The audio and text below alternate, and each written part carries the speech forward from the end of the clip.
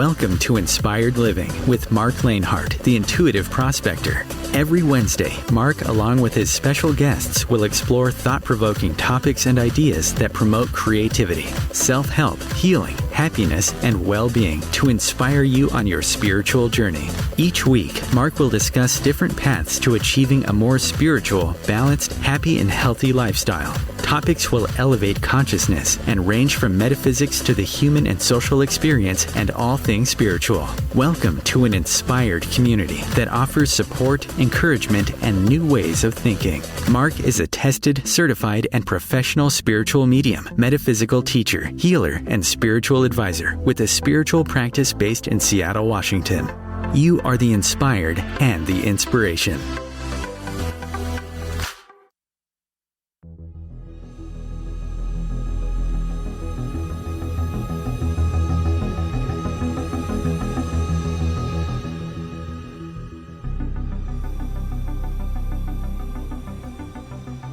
Imagination will often carry us to worlds that never were, but without it, we go nowhere. That's the great Carl Sagan. Good morning, good afternoon, or good evening, wherever you may be in this awakening, transformative, healing, changing planet of ours. This is Inspired Living Radio. I am your host, Marc Lainhart, the intuitive prospector. Thank you for joining me today. I hope you are having family and friends and colleagues and great food and just a celebration as we go into the Thanksgiving holiday. I do want to let the Inspired Living listeners know that we do have a free digital download from our show, our last podcast that we did. So if you want to go get that free download on Cherokee Wisdom, it's available this week, November 22nd through the 26th. Our guests were so kind to share that knowledge of Cherokee Wisdom, becoming a leader with Cynthia Ruiz and Abraham Bearpaw, which was a great show that we had 2 weeks ago. Really enjoyed that. If you missed that live show, you can always go catch the podcast on all of your whatever your favorite podcasting platform is. But I just want to let our listeners know that there is a free digital download on your Kindle this week from Amazon, and it's just a way to say thank you to our listeners and say thank you for participating in this show. So today we're going to have a fun show. We're going to break this down into three parts. We're going to be talking about space evolution and expansion. We're going to be talking about Kubrick's Monolith. So if you've ever seen the movie 2001: A Space Odyssey, you will be familiar with the monolith that Kubrick had talked about and represented in the movie. And then we're going to finish the show with the Metaverse, because we've been hearing a lot about the Metaverse, and that got me thinking, okay, what is this Metaverse? How does this work? So we're going to dive into those three concepts today on Inspired Living Radio, and we're going to look at how space and everything that's unfolding, a little bit of history on the telescopes, what's taking place right now, and what's to come during our roaring 20s as we prospect and probe deeper with the questions, the theories, the science, the technology, the physics, the metaphysics, the public awareness, and the significant discoveries that are going to be coming to humans for what we're going to be calling our next space industrial revolution. I always like to say that space is humanity's great taunting. From the days that we've looked up at the stars and wondered, are we alone? There's a quote, again, from Carl Sagan that it has really kind of always stuck with me when I started looking at little green men and flying saucers. And he says, who is more humble? The scientist who looks at the universe with an open mind and accepts whatever the universe has to teach us, or somebody who says everything in this book must be considered the literal truth and never mind the fallibility of all human beings involved? And that's always stuck with me because, again, we know that there's a vast universe. We know that we're expanding as we move out into space with our technologies, as the private sector now is taken over in working with NASA. I mean, we just put, Captain Kirk into space. Think about that, how transformative and changing that is. So we're going to spend the hour talking about space evolution and expansion, Kubrick's Monolith, and the Metaverse. If you're just tuning in, thank you for joining us. Grab your coffee, grab your tea, sit back, relax, and enjoy the show. If you missed the show, like I said, you can always catch us on several different podcast platforms now, from iTunes to YouTube to Spotify, to Google Podcasts, and everything in between. I don't know if I'm going to open the phone lines today. I meant to ask Chris about that, but we'll see how it goes. If you have a question or you want to share something that's related to today's show, the number to call in any of Inspired Living Radio shows is 1-202-570-7057. That is the OMTimes Radio call-in lines. You can also join our public Facebook page, which is about to hit 2,000 followers of the page. That's just humbling to me because I remember starting out with just 2 of us on the page, and these are listeners from all around the globe, all around the planet. And then you can also follow us on Twitter and Instagram at Inspired for Us. And we always like to say, be inspired, inspire others, inspired before we expire. So with that, let's start with space, and let's just start with the conversation of things that have unfolded in this last year alone. This is kind of a follow-up to the show I did back in the summer when the National Security, Department of Defense, and the Pentagon released a 9-page unclassified report that there is a phenomenon. We'll just refer to this as phenomenon. And I work with all sorts of different phenomenons as the intuitive prospector, always looking deeper into the things that are not either understood or unseen. And this phenomenon in the report, now remember, there's an unclassified report and there's a classified report.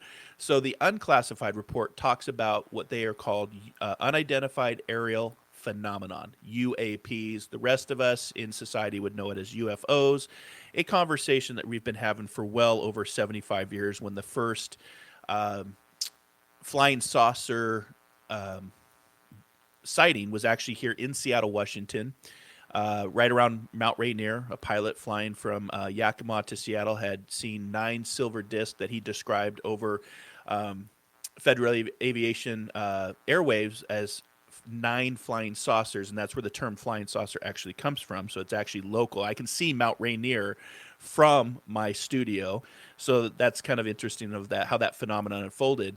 But this report that came out is a validation. It's an acknowledgement that there is a phenomenon that is more advanced than us. It's observing us. It's watching us. Now, people would say, "Oh, are they hostile? Are they here to enslave us or to use our resources?" I personally, from a logic standpoint, it wouldn't make sense for me that they would do that. One, it shows to me that they're much more older than us as humans. 2, if they're older, that means that they've worked through a lot of their aggressive, angry, ego mannerisms, and they've worked through their technology, which I think here on Earth we're seeing the transformations of how technology has changed us, divided us, united us, all of everything in between. And because they're older than us, that tells me that they've evolved and that they're observing us. And if they were to be of a hostile nature, they would have done something when we reached nuclear capability back in the mid to late 40s when we dropped the first atomic bomb. And I would rather sit at a table and have a discussion with them than thinking that they're here to eat me. So it just doesn't make sense. That's the fear of us as humans. But we do have proof, because people would say, well, how do you travel? How do you get to planet Earth based on, the means of how we understand technology and physics today? It would be almost impossible because space is so large. It's so vast. So you have to start thinking in terms of energy, frequency, vibration, and dimensional theories, quantum wave theory, quantum mechanics, quantum computing.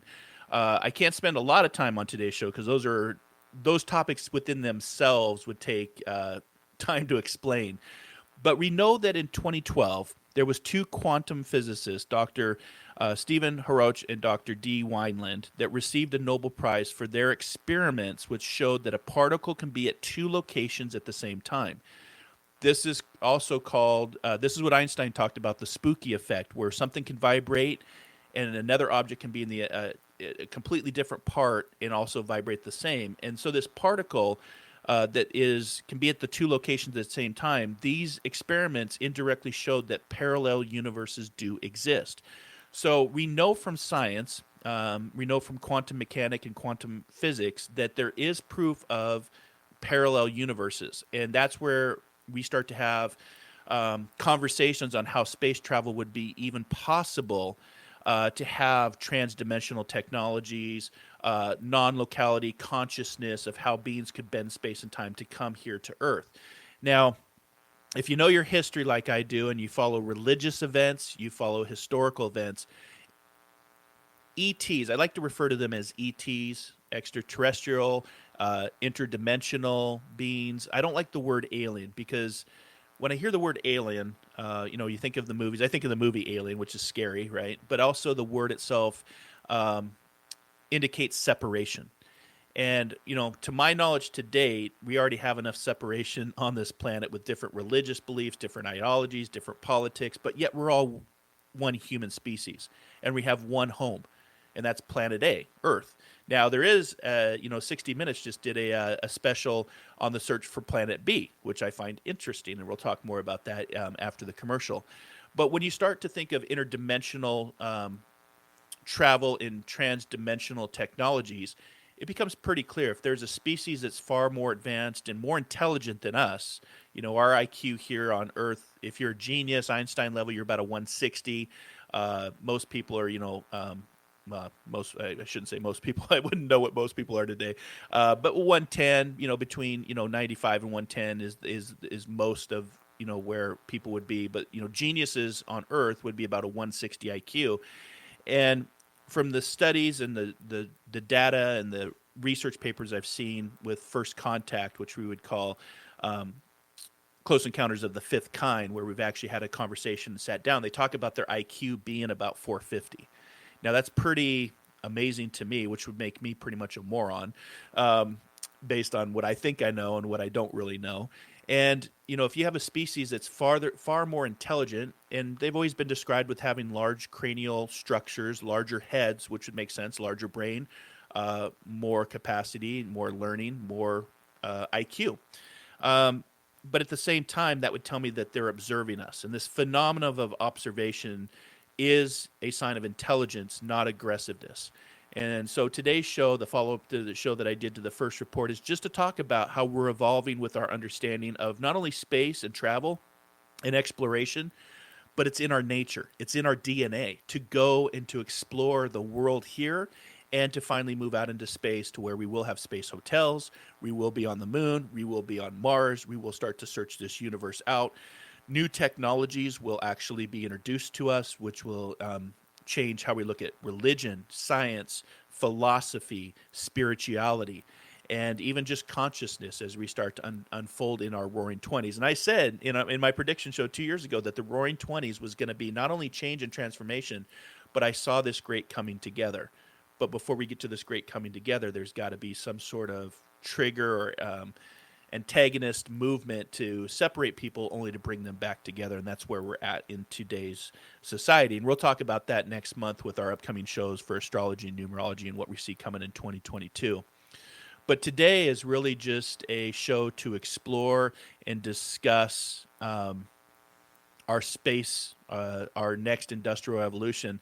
And I'm gonna give you some examples of how we have progressed and how we have moved from the 1600s of Galileo. In 1609, Galileo had heard about this Dutch perspective glass, which was ability to pretty much first telescope. And what he did is he started to look at the mountains, and he started to look at the valley and where he lived, and then he pointed the microscope up. And the telescope up. The microscope looks down, the telescope looks up, and he pointed the telescope up to the stars and the moon, and he started to talk about, hey, maybe the planets don't revolve around Earth. Maybe we revolve around the sun. And, the religious zealots at the time didn't want to hear that. They actually locked him away for the last 10 years of his life. And he talks about this in his scientific biography that you can go out and read. It's quite fascinating. There's a museum there in Italy, and you can see the actual telescope. And what he did and what he proposed and philosophized and theorized was that the universe is big and that the planet Earth is just one planet that revolves around other planets. And at the time, the thinking was, no, everything revolves around Earth and those in charge on Earth, and we know that not to be true.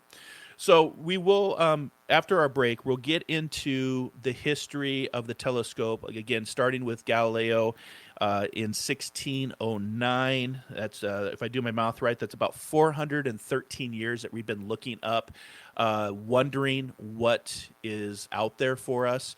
Like I said, space is humanity's great taunting, and how we've progressed from the Hubble telescope to the Kepler telescope to what's going to take place next month, which is the James Webb telescope. That's going to be fascinating. That's going to be a very big transformational technology that's going to unlock a lot of things that are not seen to us right now, including infrastructure on other planets, and also the detection of what they call the Goldilocks, where a planet can actually sustain life.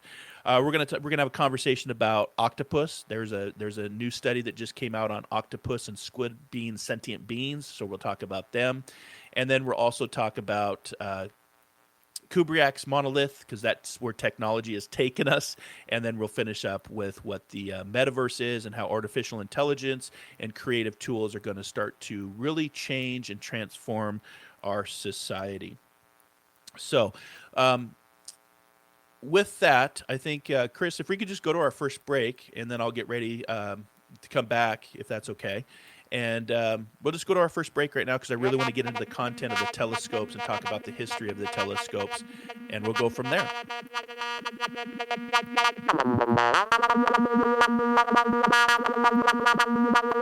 The future of internet radio is here. OMTimes Radio, IOM FM.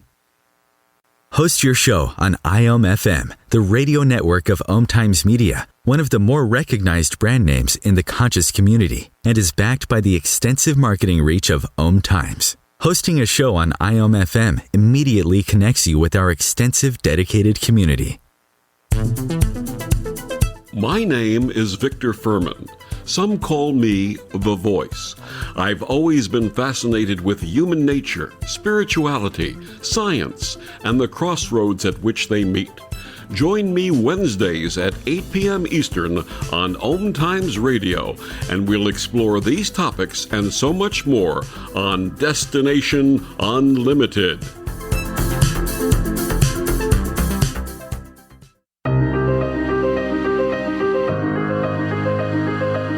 Listeners, we hope you're enjoying the shows here on OMTimes Radio. Marc Lainhart here, and host of Inspired Living Radio. And I'd like to invite you to my morning show of inspiration, encouragement, healing, motivations, transformations, and discovering that diamond within. Metaphysical Mocha Mondays every Monday morning at 8 a.m. Pacific Standard Time, 11 a.m. Eastern Standard Time, over on the Intuitive Prospector Facebook page and my YouTube channel, Soul Adventures. Dare to dream, dare to explore, dare to live, and discover that diamond within. COVID-19, brought to you by CDC and the Ad Council. Do you feel like your emotions are all over the place? That's normal during this abnormal time. There are a number of ways to cope.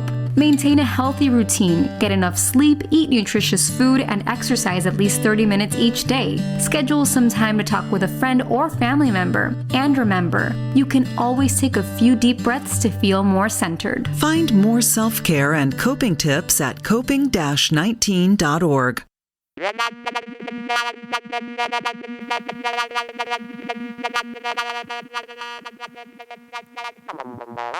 And welcome back to Inspired Living Radio. Today we are talking about space, evolution, and expansion, Kubrick's Monolith, and the Metaverse, and we threw in some fun communications there, because we're always listening, we're always looking up at the stars. And I was talking about, I want to go into the history of the telescopes to kind of give you a timeline of where we're at and how we have transformed. And, you know, the quote that Carl Sagan, I just love Carl Sagan. If you've ever seen the movie Contact and you've ever followed Carl Sagan's work from the 1970s, just a brilliant man that was really ahead of his time and took a lot of ridicule, because that's, the people like myself, like Carl, I am in no way comparing myself to Carl Sagan, but people that are willing to have a discussion and have awareness to things that have yet unfolded usually get great ridicule and great opinions, not so great negative opinions, or pundits or critics, or people that just disagree with you, and that's fine. But he was right about a lot of stuff, just like Einstein was right about a lot of stuff that he had theorized and proposed and saw things coming. And one of the quotes that Carl Sagan talked about is, on the day that we do discover that we are not alone, our society may begin to evolve and transform in some incredible and wondrous new ways. this show is about that, because I predicted the Roaring Twenties was going to have, during this decade, the Roaring Twenties, to be specific, that we will know that we are no longer alone in this universe.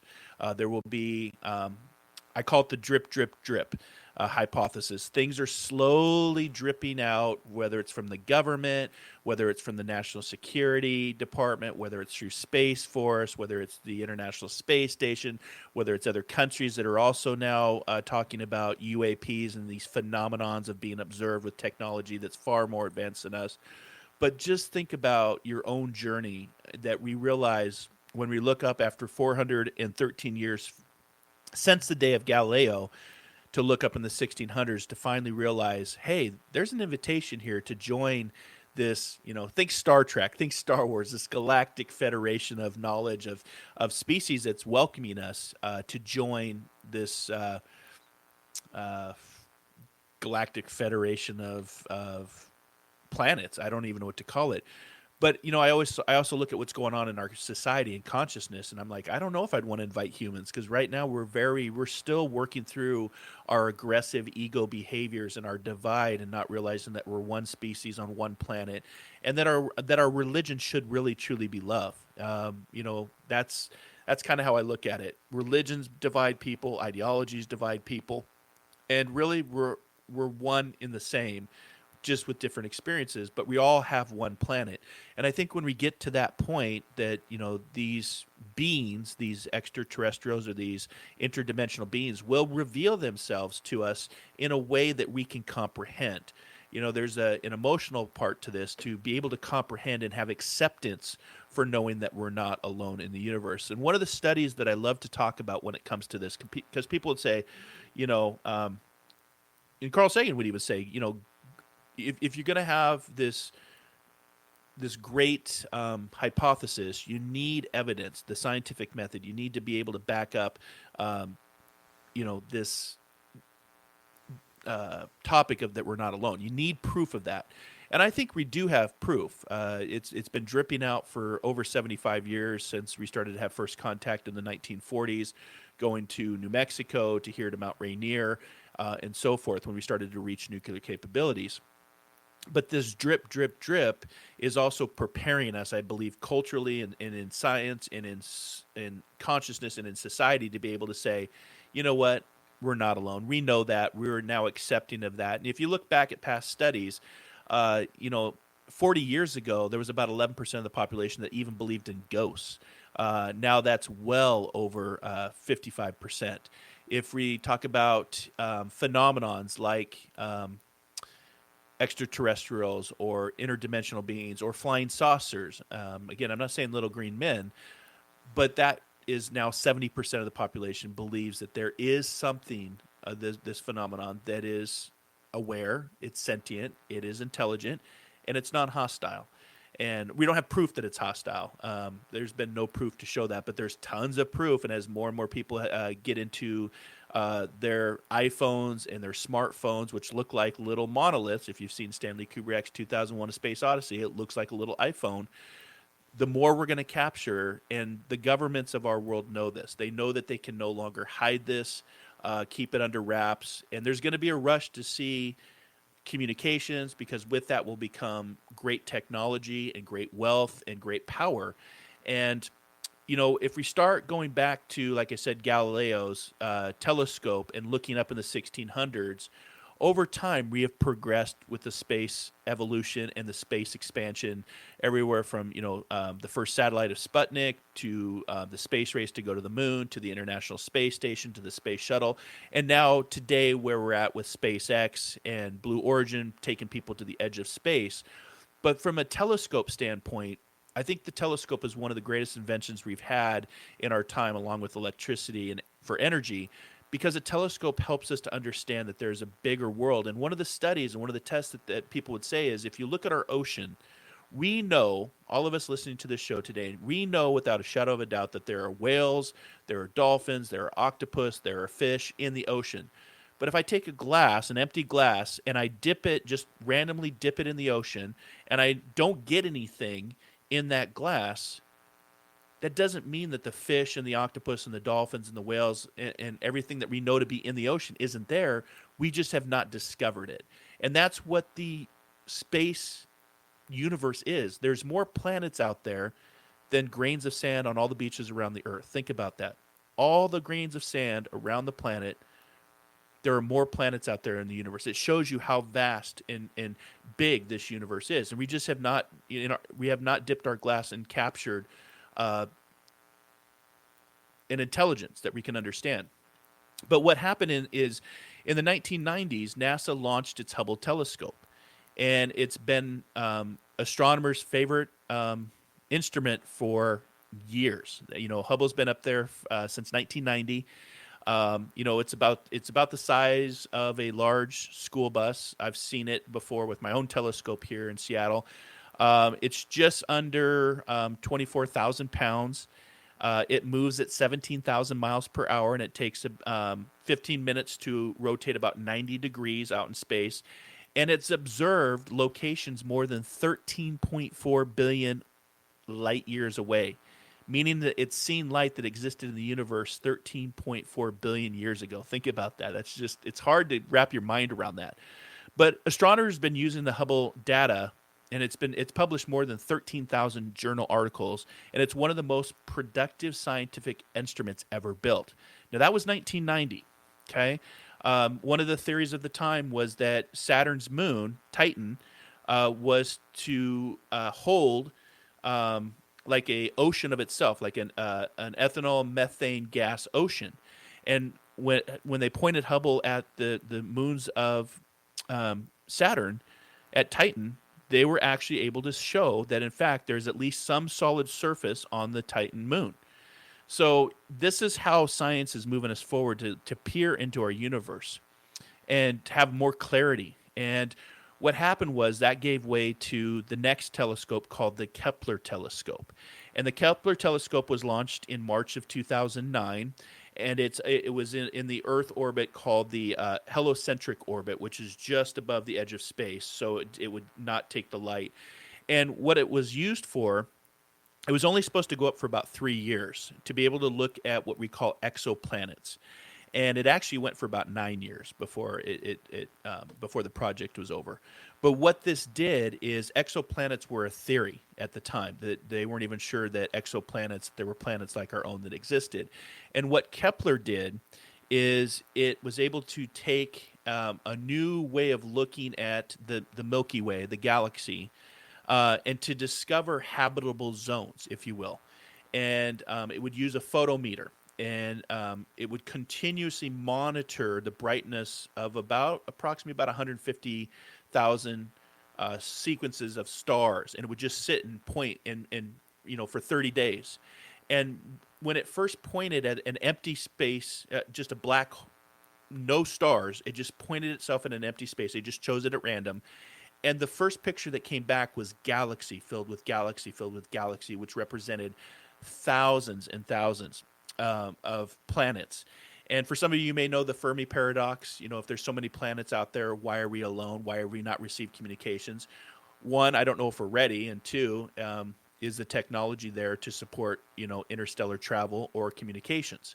But what the Kepler telescope did from a historical standpoint, it allowed us to discover what we call exoplanets. And we do know now that there are galaxies like our own with planets just like Earth. There's actually a search for Planet B now. That's actually what the James Webb telescope is going to do here next month when it launches into space. And it's a joint. The James Webb telescope has been in the works for well over a decade now. And it's not only NASA, but it's the European Space Agency, known as the ESA, and also the Canadian Space Agency, known as the CSA. And what it's doing, it's going to succeed the Hubble telescope. So if you think of the technology of the 1990s and how far we've progressed since the 1990s, I think in the 90s we were just starting to get into the mobile phones, maybe the flip phones with the antenna that pulled up.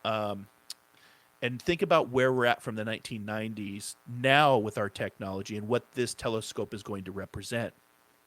And I've done a lot of research on the James Webb telescope. It launches at the end of next month, December 22nd. I think it got pushed back a little bit. but its mission duration is about 10 years. So from now, during our roaring 20s, we're going to be able to see these habitable zones. And just think about this for a second. The James Webb Telescope launches next month. They said they're theorizing within 24 hours they could detect other life on a planet based on infrastructure, based on oxygen content. Imagine what that would be for us here back on the planet. I think for me, that's exciting. I think that is going to help us bring us together. I think that's one of the components that's going to help bring us together and kind of get past this current transformation that we're going through. Like I said, from this pandemic to the politics to the sycophancy to the information on the internet and social media, it's us working through our technology, guys. It's us working through trying to survive our technology. And I think any species that it advances would go through these same paradigm shifts of dealing with technology, because technology, think about where you're at in your life and how you interact with the world. It's based now on technology, and that's only going to increase with the metaverse. So I'm excited for the Webb telescope to launch because what it's going to do now with its 10-year mission, I'm thinking of Star Trek, with its 10-year mission to explore and boldly go where no one has gone before, it really is that mission, because it's going to look at the universe with eyes in a way that we've never seen. It's going to go way farther out from Earth. It looks like a big honeycomb, which is based off the design. It actually comes from the honeycombs of bees, which I find interesting. And just another example that nature is our greatest teacher, our greatest healer, our greatest engineer. And the actual circumference of the telescope is actually covered in gold, which helps retract infrared and any kind of radiation. And what it does is it puts up like a big curtain. So think like a big aluminum curtain that's going to block out the sun. And it's going to be able to go about 1 million miles out and look deep into space. Now, for $500 million, it should be able to do something, because that's a lot of taxpayers' dollars, of course.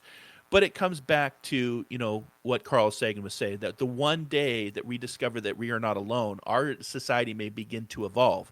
And today's show is based on how space is not only going to evolve off planet, but once we find out that we're not alone, we may not be able to reach them or contact them right away.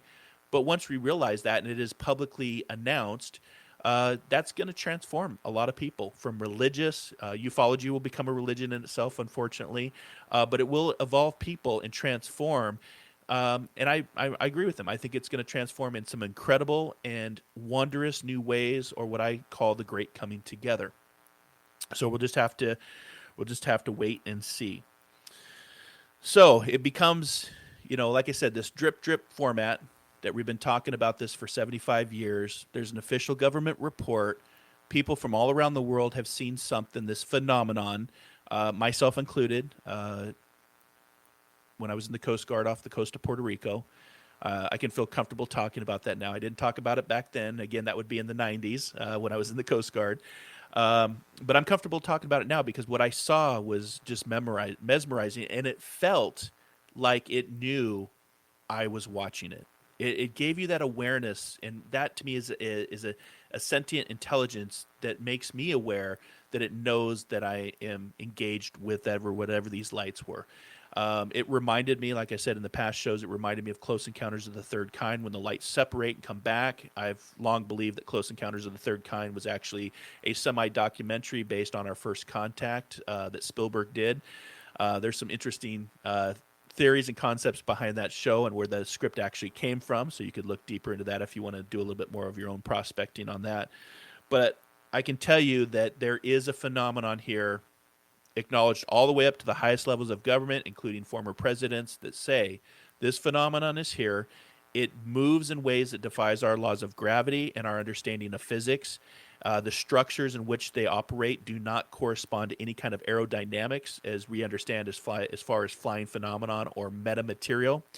And the way that it moves surpasses anything that could survive, whether it was our nemesis and other countries that we look at as our enemies. If they had that technology, they would have already used it on us. So that tells me that this species is much older than us, farther advanced than us. They're observing us just like we would do if we were, as humans, we would go into observation from a military standpoint. We would observe. and not really engage. And we're getting to the point in this Roaring Twenties where engagement is going to be the transformation, where they're going to either engage us or we're going to engage them, or it's going to be a mutual, and that they're going to allow that to finally unfold. That's some of my meditations. Like I said, if you want to follow Dr. Stephen Greer, he's been doing this work for 35 years. He's been talking about transdimensional technologies from Area 51, consciousness, non-locality. He actually offers a great crash course in meditation to understand how contact is going to take place with us.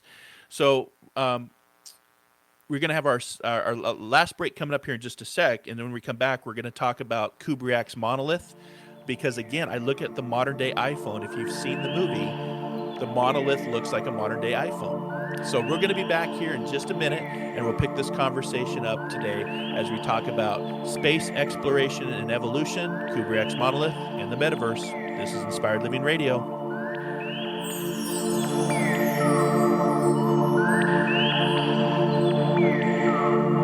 The cutting edge of conscious radio, OMTimes Radio, IOM FM. Have you wondered how to change your love paradigm?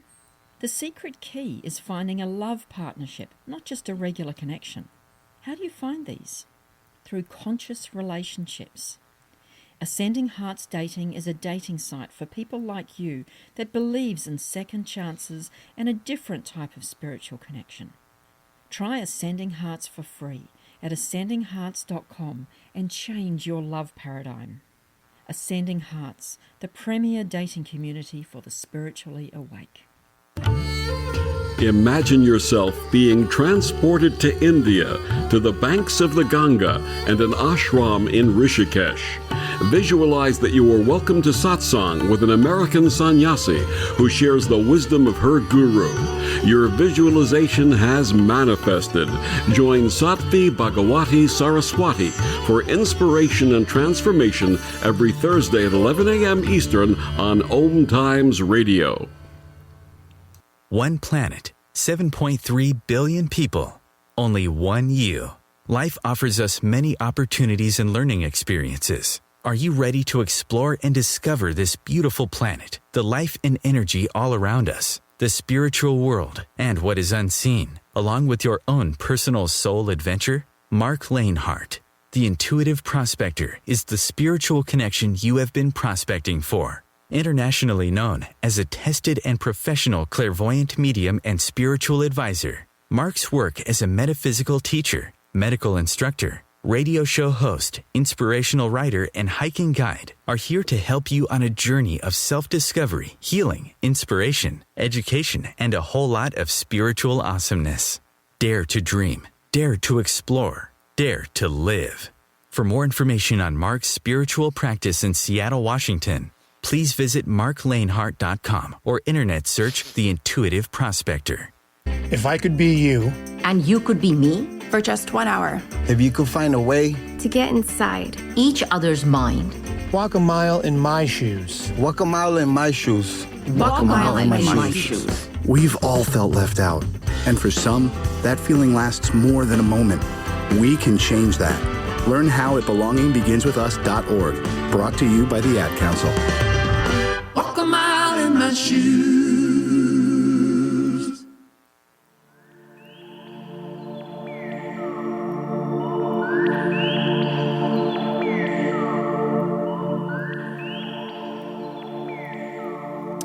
Welcome back to Inspired Living Radio. I'm your host, Marc Lainhart, the Intuitive Prospector. Thanks for hanging out today as we prospect and probe deeper into the theories, the science, the metaphysics, the history, the public awareness of space, evolution, and expansion, Kubrick's Monolith, and the Metaverse. So last segment, I was given just a kind of a breakdown in the history of how the telescope has transformed us. And I just want to talk about, in the last part of the show, how we're transforming right now. Some of you have heard of the Metaverse and what that means. And I was talking about Space Odyssey. It was actually, I had to look it up. I couldn't remember when it was when it actually came out, but it came out in 1968, so it actually came out a few years before I was born. And it's actually, so Stanley Kubrick is the director of the movie, and it's actually, the screenplay is from Arthur C. Clarke, which was inspired from his 1951 short story, The Sentinel.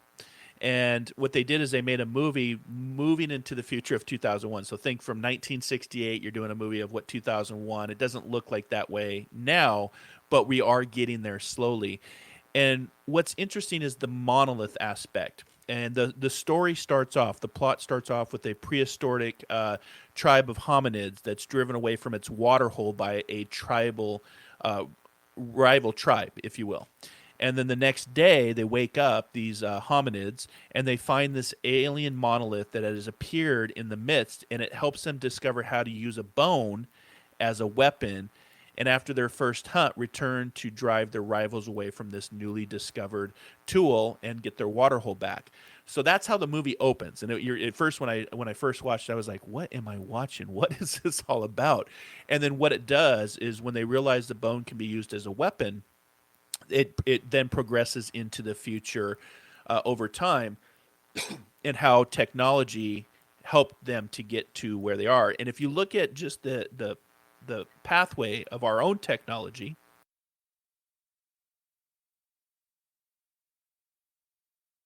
we understand that there's a cliff effect with technology.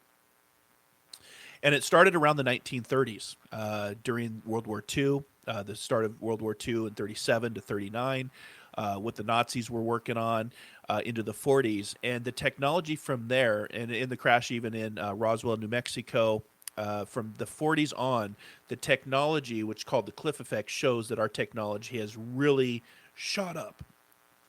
So let me get a drink of water here.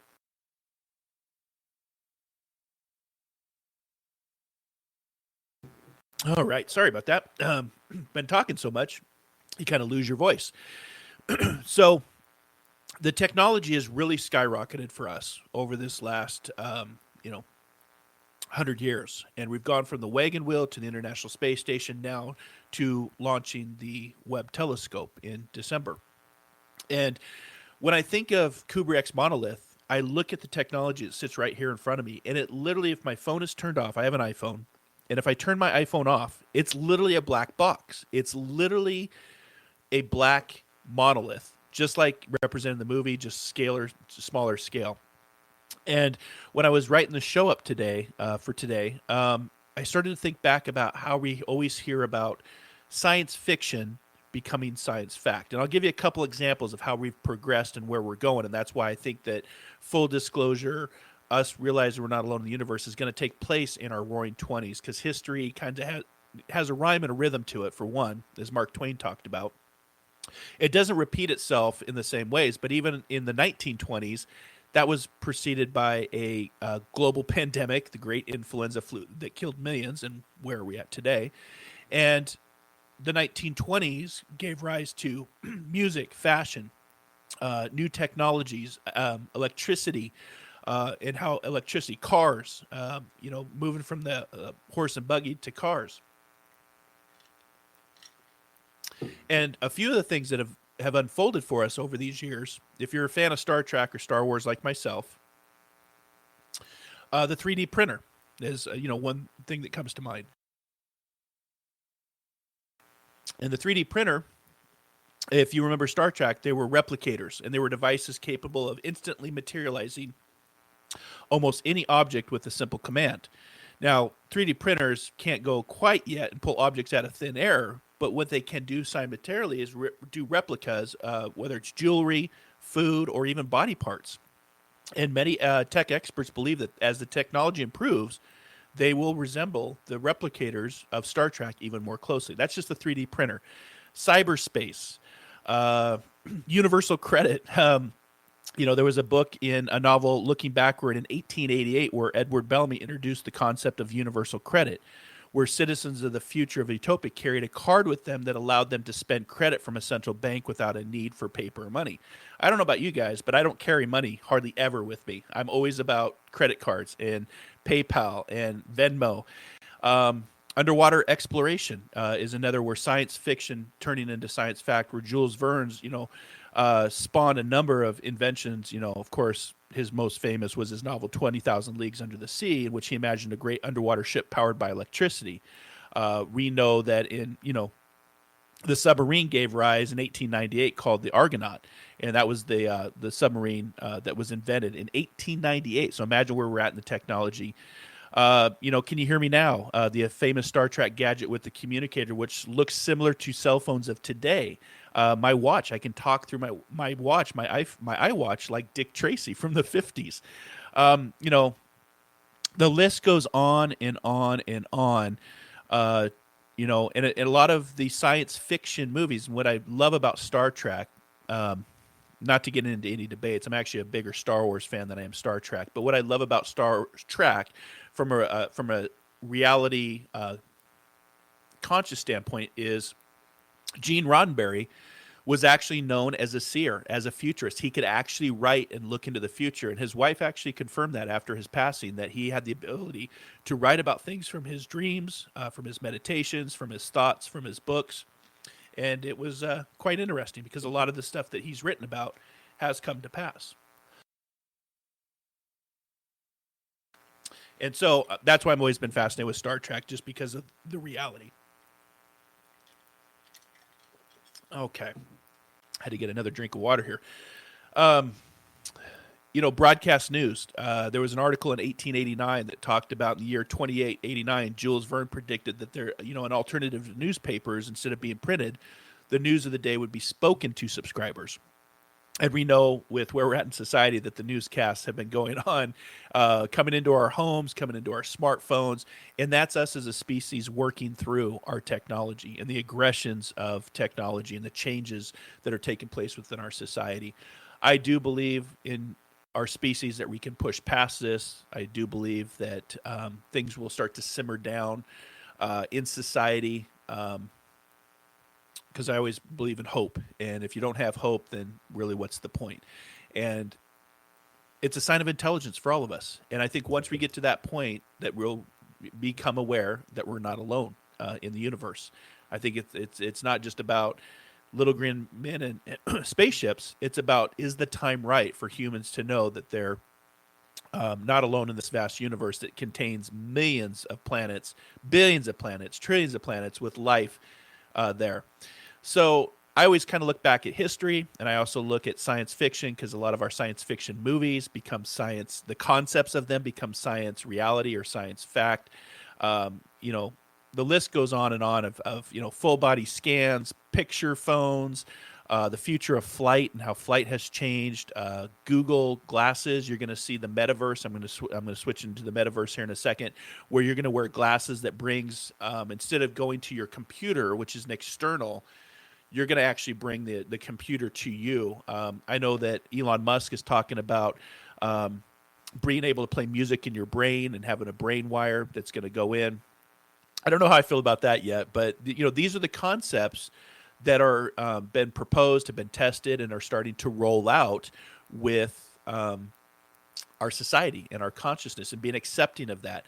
Now, I go back to this black monolith, because how does our species go? We've been on the planet for millions of years, but all of a sudden we jump with our technology with great advances in the last 150 years. Think about where we were 150 years to where we're at now.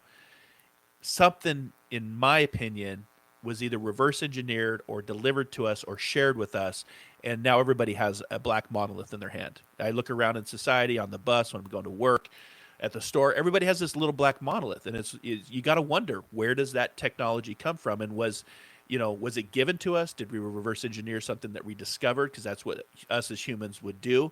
It's kind of the same concept with mathematics. A lot of you listening may not know this, but mathematics was not created by the human species. Mathematics was discovered by the human species, a whole language within itself. And I think that's going to be a big part of communicating with a species outside of our own understanding, which will look different from us, because their environment's going to be different than Earth. They may not speak like we speak, which, communication is a vibration off a vocal cord. If they're higher intelligence, and that makes sense that they would communicate via the mind versus a vocal cord. The question becomes, are we ready for it? Are we ready emotionally? Are we ready spiritually? A lot of religious events, like I said, if you go back and look at some of the religious events, there's a direct tie from paintings to testimonials to eyewitnesses that actually talk about something of ufology nature, something that was coming from the sky, the technology was advanced. Extraterrestrials have been with us for a long time, guys. We've not been alone. It's just, are we ready to make that next step, that paradigm shift? I think about electricity. In the 1900s, children growing up in the early 1900s were with, candle, and they started to have, gas lights within the streets. And then, the electricity light bulb came into the World's Fair. And it literally go from the World's Fair of the early 1900s. You couldn't see the planet Earth from space. It was really dark around the continents. Today, we light up like a flare from space. You can see everything, major hubs, major cities, all based on the discovery and creation of electricity and the light bulb. So when we get into the metaverse, because a lot of these creative tools over time to where we're at now as we have evolved is going to happen in our roaring 20s as well, where the metaverse is going to come into more interaction with us as humans, whether it's through technology, whether through its nanotechnology, whether it's through a wire that goes into the brain, whether it's wearing, the Meta goggles or Google Glass at the time, I think was the first concept was Google Glass. And you'll be able to interact in a way with the metaverse, kind of like the Star Trek hologram. Go into the holodeck and have these, scenarios and stories and memories and interact, and it feels like it's real, almost Matrix style. But over time, we know, creative tools over time. I'll just kind of give you a synopsis here for the closing of the show. In the 1830, we had patent sewing machines, which started to make apparel and clothing styles that we take for granted today. In 1888, we came up with a first roll film hand camera. Photography and photography art was created in 1888. So think about that. 1952, the synthesizer, which was an electronic music and synthesized techniques and synth pop, which changed our music, our culture. I think of the 1980s and the synthesizer. The first hologram was actually done in the 1970s, 72, the year I was born. I always thought it was a later technology in the 90s or early 2000s perhaps, but personal computers really started to give rise. 3D rendering, computer-aided design, video games, music composition. I grew up with video games. That was, from the 1970s into the 1980s. I remember my first Texas Instrument, Pong. So 1983, the first personal video camera, modern photography and video-based artwork was born and created in 1983. We jumped 10 years. Again, these are in decades. Every 10 years, we've had major breakthroughs and major changes. The Mosaic web browser was released. Homepage development and online expression started in 1993. The rise of the internet. 2001, the commercial launch of the 3G wireless network, expansion of content types for shareable expression. That's 2001. We're now in the 5G. And the 5G is going to be a big part of this metaverse and how the metaverse is going to interact with us. Smartphone in 2007. That's when the iPhone 1 came out, 2007. I didn't have it. I couldn't afford it. You had to be kind of rich to afford those types of devices at the time. And I couldn't afford it. So, I have right now in front of me, I have the iPhone 8, which I'm about to upgrade to the iPhone 12, I think. So, but that's 2007. So think about just the technology jump from 2007 to now of what technology has done for us and how it's transformed our lives. And of course, 2019, we're now sparking augmented reality effects, expanding visual expression on mobile devices, the metaverse. And really what meta really represents as we close the show, meta-humans is what we call awakened beings. Metaverse is what we would call a borderless playground. Intention, when you set intention, what that becomes is a critical mass of consciousness for peace, justice, sustainability, health, and joy. And of course, technology. We're working through our technology,